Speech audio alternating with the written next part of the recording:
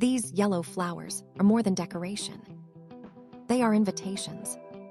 Melon and zucchini plants produce bright, open flowers to attract attention. Their color, shape, and scent are signals to the insects around them. When you see bees and flies moving from flower to flower, you're watching one of the most important processes in the garden. Inside each flower is nectar, a natural reward. Bees come for energy. Flies come for sugars. While they feed, pollen sticks to their bodies without them even noticing. When they move to the next flower, that pollen is transferred and fertilization begins. This is pollination. Without it, there would be no melons, no zucchini, no fruit at all. Zucchini and melon plants produce both male and female flowers. The male flowers appear first, offering pollen. The female flowers come later, easy to recognize by the small swelling at their base, the beginning of a future fruit. Pollinators carry pollen from the male flowers to the female ones, completing the cycle. Every bee you see here is working. Every fly has a role. Even insects we often overlook are part of the system. A healthy garden welcomes diversity. When many insects visit, pollination improves and fruit develops more evenly and abundantly. Flowers open early in the day, often closing by afternoon.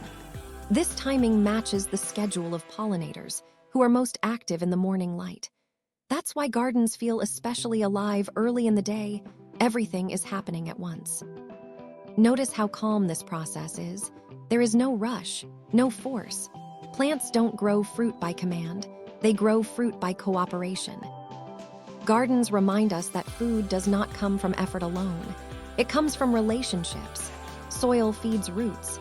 Leaves feed fruit. Insects connect flowers. Everything depends on something else. When pollination is successful, the flower's work is done. The petals fade, and energy shifts into the growing fruit. What was once a blossom becomes nourishment. Seeing bees and flies in the garden is a sign of health. It means the plants are producing nectar. It means the environment is safe enough for insects to visit.